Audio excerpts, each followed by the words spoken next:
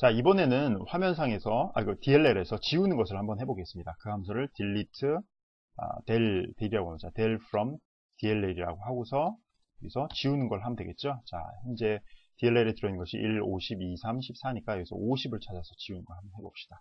이렇게 되면, 자, 이때 프린트 했을 때 그 결과는 어떻게 되냐면 50을 찾아서 지우기 때문에 1, 2, 3, 10, 4가 이렇게 출력이 돼야 할 것입니다.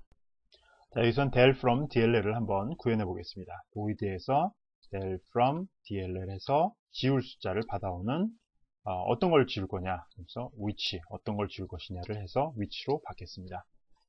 그러면 우리가 일단 지울 그 노드를 찾아야겠죠. 그것을 가리키는 struct 노드의 current라고 하고, 얘는 head부터 찾는데, 이 찾는 것은 우리가 아까 insert 할 때 사용했던 코드와 동일하게 해주면 되겠죠. 그래서 이 부분을 전부 다 카피를 해 오고요. 그 다음에 여기서 이 부분은 필요가 없고요. 여기서 끼워 넣을 위치가 아니라 지울 노드를 찾으면 되겠죠. 지울 노드를 찾는 겁니다. 여기서 where를 찾는 것이 아니라 위치를 찾습니다. 자, 이렇게 여기까지 하면은 우리가 current를 이용해서 찾는 건데, 만약에 DLL이 아무것도 없다라고 하면 그냥 바로 돌아가든지, 아니면 지울 그 값이 없다라고 해도 아까와 같이 사라지는 것, 아무런 일도 하지 않고 함수가 종료가 되겠죠. 그런데 이 부분이 무사히 끝났다라고 하면 이쪽에 와서는, 자, current는 지울 노드를 가리키고 있는 게 되는 거죠. 자, 이제 여기서 우리 한번 지워봅시다. 자, 이 지우더라도 두 가지 예외 케이스가 있습니다.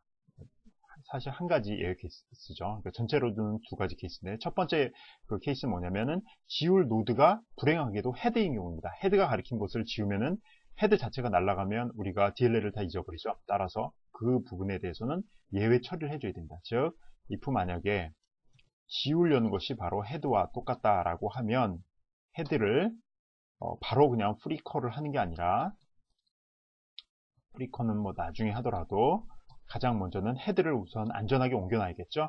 헤드의 next로 옮겨놔야 되고요. 그 다음에 어떻게 됩니까? 헤드의 previous가 어떻게 됩니까? 헤드가 옮겨갔는데 바로 그 직전에 있는 걸 또 가리키는 게 있죠. 따라서 헤드의 헤드에 옮겨간 것의 previous는 뭐가 돼야 됩니까? 그렇죠. 다시 맨 앞을 가리키니까 null이 돼야 되는데, 이 코드는 항상 실행이 되는 것이 아니라 헤드가 바로 옮겨갔는데, 헤드 next로 바로 옮겨갔는데 거기가 null일 수가 있겠죠. 따라서 헤드의 next가 null이 아닐 경우에만 이 부분을 수행을 해줘야 되는 것이 될 겁니다. 그리고 나서 어떻게 됩니까? 여기서는 헤드가 옮겨갔고, 그 다음에 헤드에 대한 올바른 포인터를 했기 때문에 이제는 current를 삭제해버리면 될 것입니다. 그렇지 않을 경우에는 뭐 기존 방식대로 하면 될 것입니다. 일단 어떻게 됩니까? 우리가 지울 것이 current고 그 다음에 앞뒤로 있다고 생각하니까, 일단 자, current의 previous, 그죠? current가 가리킨 것이 바로 앞쪽에 있는 next는 누구를 가리키냐면, 이제 더 이상 current를 가리키는 것이 아니라 current의 next를 가리키게 될 거고요. 그 다음에 current의 뒤에 있던 것의 앞을 가리키는 거, 이제 더 이상 current를 가리키는 게 아니라 current의 previous를 가리켜야 됩니다. 근데 여기서 주의해야 될 점은 뭐냐면, current의 next, 즉 current가 맨 뒤에 있는 걸 지울 경우에는, current가 맨 뒤에 있는 노드일 경우에 current의 next가 없겠죠. 따라서 current의 next가 null일 경우죠. null이 아닐 경우에만 이 코드를 수행을 해야 될 것입니다.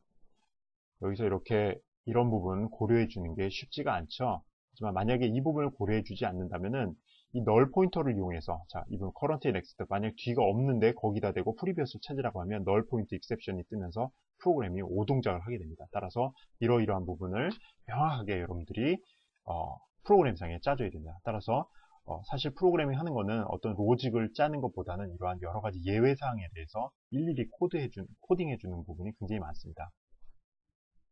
자, 작성한 프로그램이 제대로 동작하는지 확인해 봅시다. 자, 이것을 하게 되면 우리가 출력 결과는, 자, 이 부분은 아니었고요. 지금 현재 어떻게 생겼습니까? DLL이 현재는, 자, 이 부분도 빼고서 합시다. 지금 현재 DLL이 1, 50, 2, 3, 10, 14로 되어 있는데, 그래서 50을 삭제를 하면 이때 출력되는 결과 예상되는 1, 2, 3, 14가 출력되는 것을 기대하는데요. 한번 실행을 해보면, 자, 그렇게 되어 있죠. 1, 2, 3, 14가 출력되는 것을 볼 수가 있고요. 그 다음에 한 가지 더 해봅시다. del from dll 해서 만약에 없는 숫자를 지우라고 한다. 예를 들어서 8이라는 숫자를 지우라고 한다. 그러면 이거 하고 난 다음에도 아무것도 변화가 없기 때문에 1, 2, 3, 14가 그대로 출력이 되겠죠. 그래서 자, 이것도 역시 출력 결과가 동일하기 때문에 제대로 동작하는 것을 알 수가 있고요. 그 다음에 맨 앞에 있는 헤드 노드 부분을 한번 지워보겠습니다. 사실 그거에 대해서 우리가 외처를 해줬기 때문에 헤드가 1이죠. 1을 지워보겠습니다. 1을 지우면 어떻게 될까요? 1을 지우면 그렇죠. 앞에 있는 1이 없어지고 2, 3, 14가 제대로 되는 것을 볼 수가 있고요. 그 다음에 또 한 가지 또 테스트를 해보려면 어떤 숫자를 지우냐면 맨 끝에 있는 거, 지금 4가 맨 끝에 있죠. 4를 한번 지워보겠습니다. 4를 지워보면 자, 1, 2, 3, 10까지만 나오는 것을 볼 수가 있죠.